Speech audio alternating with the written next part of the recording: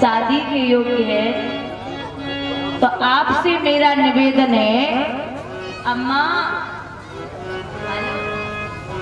तो दे रहे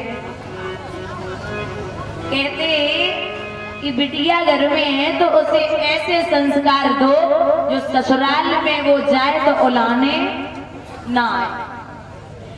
आपका बेटा ससुराल शादी करने जाएगा, फिर उसके बाद कभी कभी मौका लगता है तब जाता है, लेकिन बिटिया का आन मान सम्मान इसमें है कि मायके से डोली उठे और ससुराल से अर्थी उठे।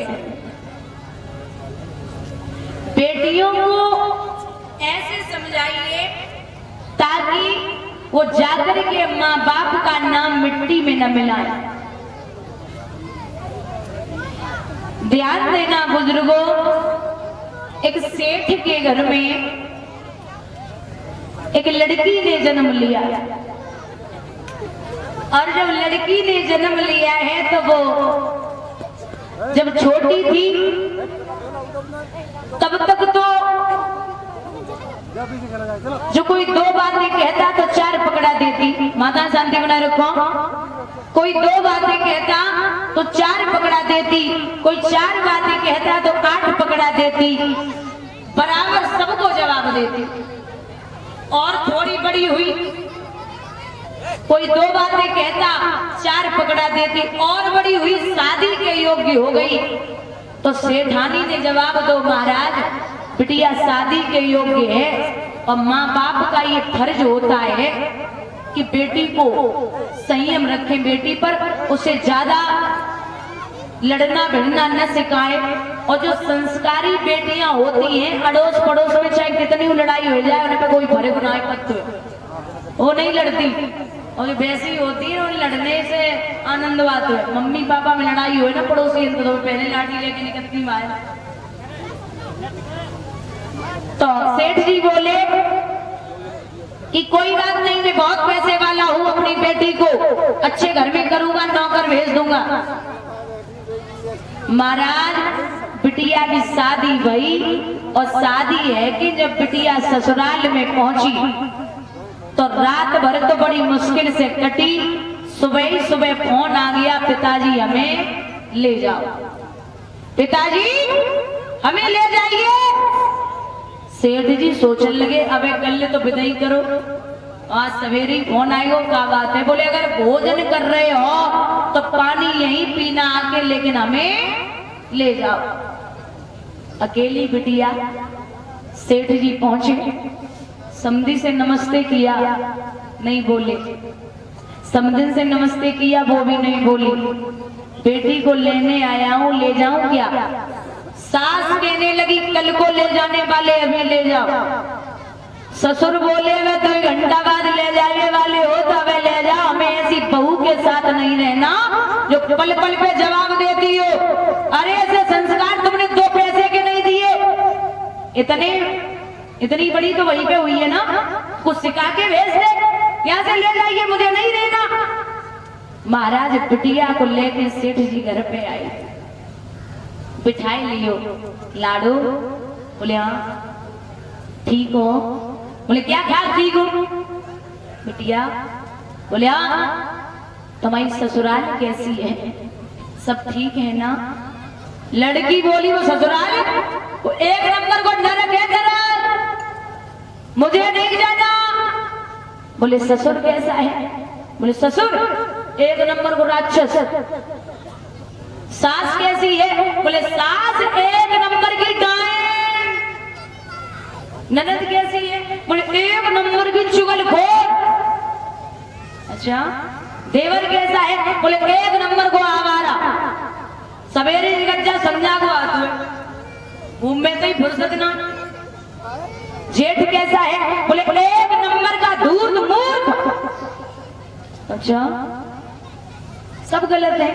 बोले साहब पति तो ठीक होगा ना? पति कैसा है? बिटिया बोली 1 नंबर को यमराज। बाजे तो राम ही बचा, बाजे तो हमें दूरी रखो, मुझे ससुराल नहीं जाना। सेठ जी समझ गए कि खराबी तुम्हें ससुराल वाले में ना है, खराबी हमारी परवरिश में है, हमने तुम्हें संस्कार गलत दे दे।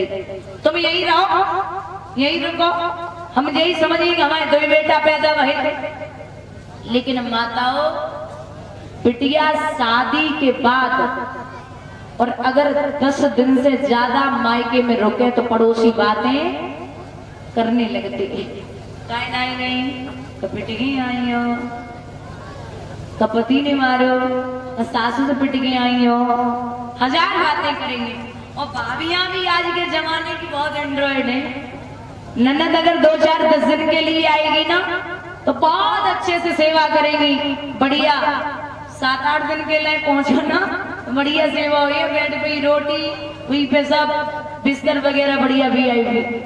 लेकिन 10 दिन से ज्यादा रुकी तो भाभी पता क्या बोलेंगी, बूढ़ो को गिलास, वो पानी, आटा, चावल, खिचड़ी बनाओ खाओ, हमें खवाओ, कदऊ खाओ, भाई बच्चे स्कूल छोड़ के आओ, एक तो काम है तुम्हारा। अगर लड़की मंदिर जाती, पुजारी पूछते लाडो अरे दामाद जी नहीं आई क्या, जाओगी नहीं, बराबर 1 महीने से मंदिर आ रही हो। बिटिया बोली सीधे सीधे कहो ना कि मत आओ करो, तो कल से बंद होगी, पूजा में ना काट रहे हो माई गाने, सवाल काय को कर रहे हो। अरे नहीं नहीं महात्मा जी बोले ऐसी कोई बात नहीं, तुम्हारा जो मन है वो करो, हम तो ऐसे ही पूछ रहे। सहेलियां पूछती अरे जीजा जी नहीं आई क्या, लड़की बोली हद हो गई जीजा, बाबी नहीं जीने देता, यहाँ भी नहीं जीने देता, अरे मुझे नहीं जाना ससुराल, सबसे चिढ़ती। सेठ जी समझ गए कि बिटिया बहुत परेशान है। एक दिन उदास मन से बैठी, बेटियां ध्यान देंगी ज्यादा, यू आर मैरिड है, याद रखना। महाराज बिटिया उदास मन से बैठी तो सेठ जी पूछने लगे, बिटिया क्या बात है, काहे को उदास बैठी हो। बिटिया बोली पिताजी अब तो घर आंगन में अच्छो ना लगे रहो हमें, अब हमें कहूँ दूसरी जगह भेजो जहाँ मैं अकेली रह सकूं। सेठ जी बोले लाडो हमारे नगर में एक महात्मा आए और उन महात्मा ने हमें मंत्र दो, वह मंत्र को जाप अगर तुम कर लियो ना तो तुम्हारी ससुराल तुम्हारी मुट्ठी में आ जाए हैं। बिटिया बोली जो मंत्र हमते तो जाप उतना कोई और उपाय है वो बताओ। बोले हाँ एक उपाय और है, कौन सा। बोले साधना। साधना का है, साधना ये है कि 6 महीना तक अपने ससुराल वालों को जवाब मत देना। कितने दिन? 6 महीना। 6 महीना बाद तुम खूब जवाब दियो, हम रोगन ना आए, बस 6 महीना जवाब मत देना। बिटिया बोली ठीक है। सेठ जी बोले छोड़वे को चले। बोले हाँ चलो।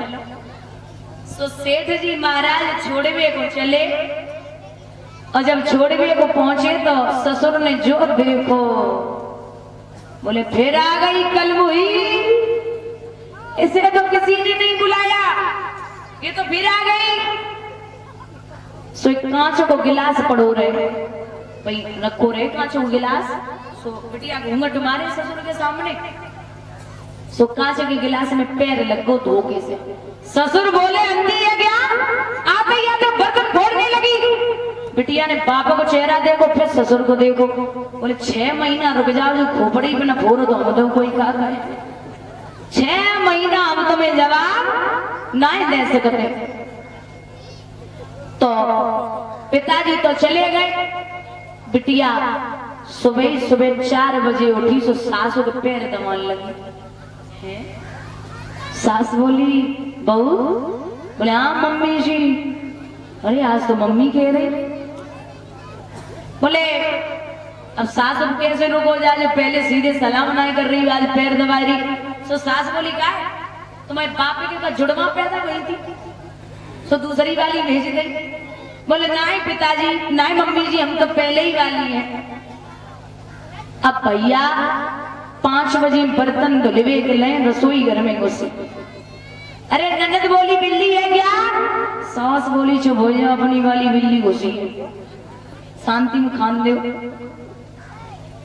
तो बड़ा ढंग से काम काज करती, पूरे घर के कपड़े धुलती, बड़ा ध्यान दे के लोगों की सेवा। महीना बाद सास ने चाबी निकाली और बहू को ला मम्मी जी बस यही तो चाहिए, इतने दिन है गए सेवा कर रहे, लाओ दो।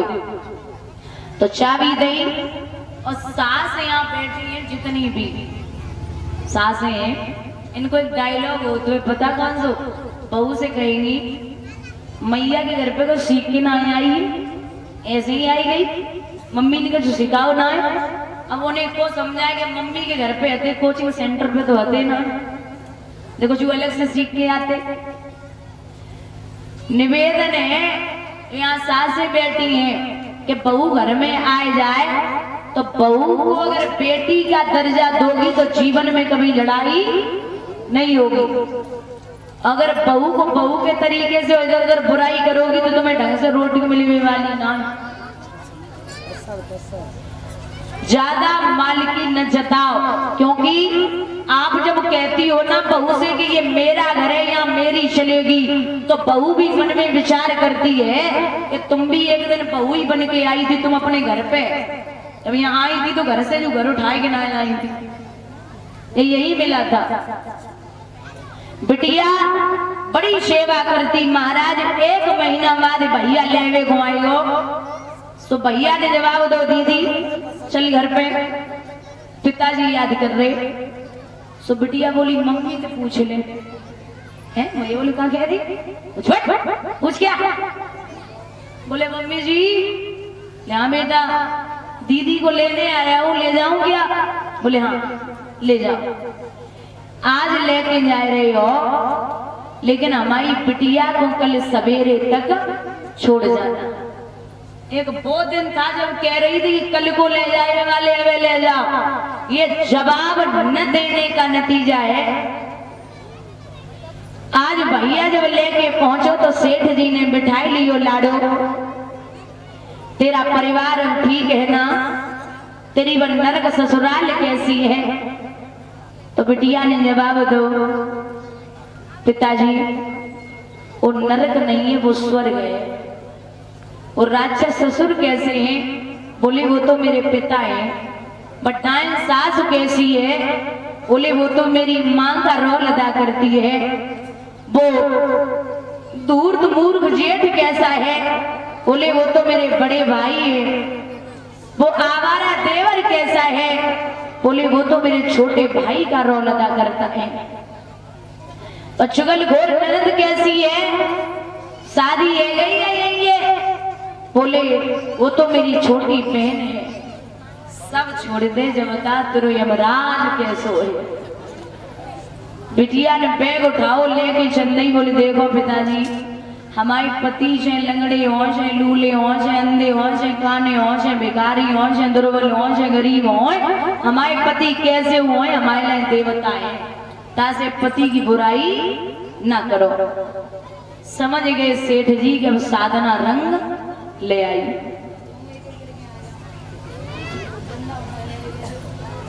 भैया जवाब दो।